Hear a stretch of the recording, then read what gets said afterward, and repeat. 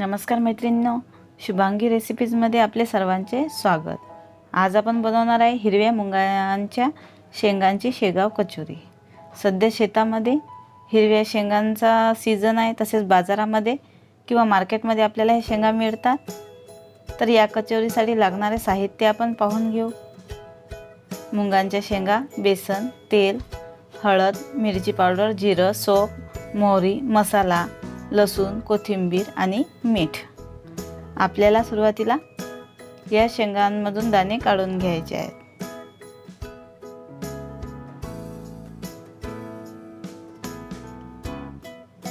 हे पहा, अशा प्रकारे मी शेंगांचे दाणे काढून घेतले आहेत। त्यानंतर आपण उंडा भिजवून घेऊ। मैदा घ्यायचा आहे आपल्याला, त्यासाठी मोहन घ्यायचा आहे, ओवा घ्यायचा आहे आणि चवीनुसार मीठ घ्यायचे आहे। ओवा मी चाळणीने गाळून घेतला आहे। यामध्ये आपल्याला चवीनुसार मीठ घालायचे आहे। त्यामध्ये ओवा आपल्याला हातावर बारीक करून यामध्ये आपल्याला तो घालायचा आहे। आता यामध्ये आपण थंडच तेलाचे मोहन घालून घेऊ।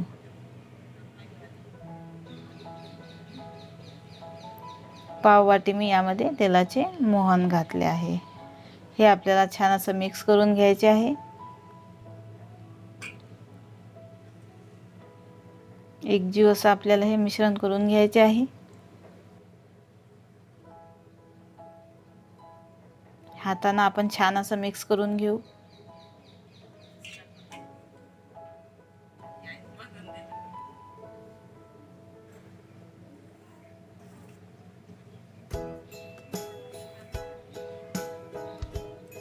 यामध्ये थोडं थोडं पाणी टाकून आपल्याला याचा उंडा भिजवून घ्यायचा आहे। थोडं थोडं पाणी घालायचं आहे आपल्याला। आपल्याला हा उंडा जास्त पातळ किंवा घट्ट करायचा नाही, तर मऊ असा आपल्याला हा गोळा तयार करून घ्यायचा आहे। हे पहा, अशा प्रकारे मैदा मी मळून घेतला आहे।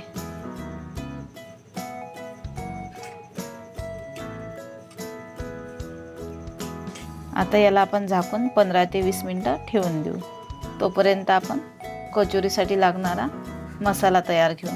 त्यासाठी आपल्याला बेसन घ्यायचे आहे, हळद घ्यायची आहे, लाल मिरची पावडर, गरम मसाला घ्यायचा आहे, मोहरी घ्यायची आहे, थोडंसं जिरं, लसूण, एक कांदा मी बारीक करून घेतला आहे। त्यानंतर आपल्याला मुंगाचे दाणे घ्यायचे आहे। चवीनुसार मीठ घ्यायचे आहे। आपल्याला हे मुंगाचे दाणे मिक्सरमधून बारीक करून घ्यायचे आहे। जाडसर असं आपण हे काढून घेऊ। आता कढई गरम करून त्यामध्ये आपल्याला तेल घालायचे आहे।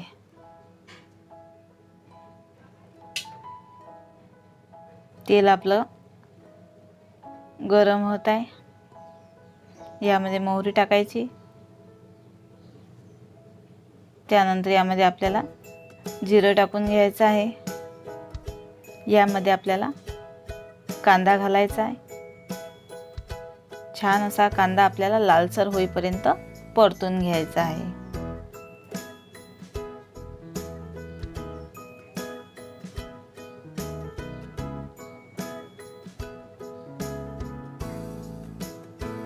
यामध्ये आपल्याला लसणाची पेस्ट घालायची आहे।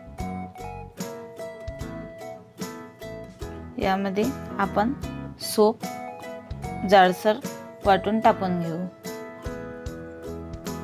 परतून घ्यायचं आहे। आता यामध्ये आपल्याला अर्धा चम्मच हळद, चवीनुसार, आवश्यकतेनुसार मिरची पावडर, त्यानंतर गरम मसाला,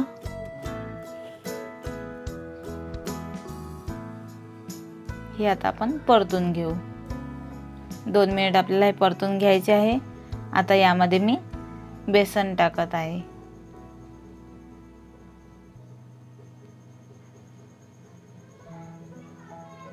चार चम्मच मी बेसन घेतले आहे। हे छान असं आपण परतून घेऊ। 2 ते 3 मिनिटं आपल्याला हे छान असं भाजून घ्यायचं आहे।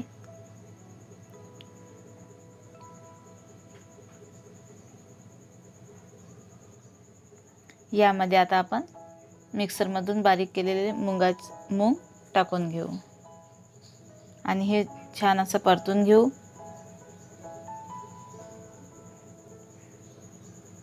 यामध्ये चवीनुसार मीठ टाकून घेऊ. पुन्हा हे आपल्याला परतून घ्यायचं आहे. छान असं आपल्याला मिक्स करून घ्यायचे आहे. यामध्ये आपण आता कोथिंबीर घालू. आपलं हे सारण आता तयार झालं आहे. हे थोडंसं आता आपण थंड होऊ देऊ.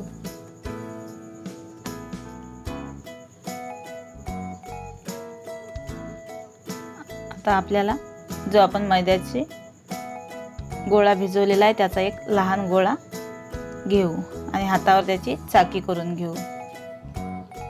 अंगठ्याने दाबून आपल्याला ही चाकी खोल अशी चाकी करायची आहे.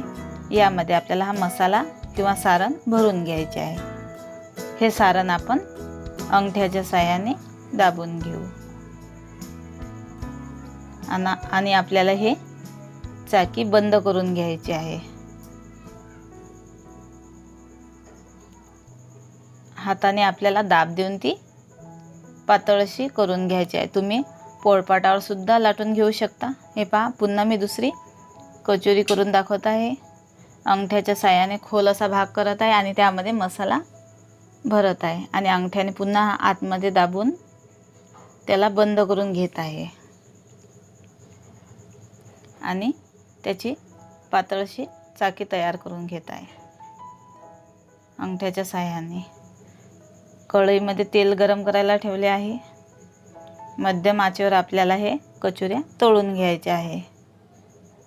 छान असे आपल्याला त्या एका बाजूने आधी तळून घ्यायचे आहेत.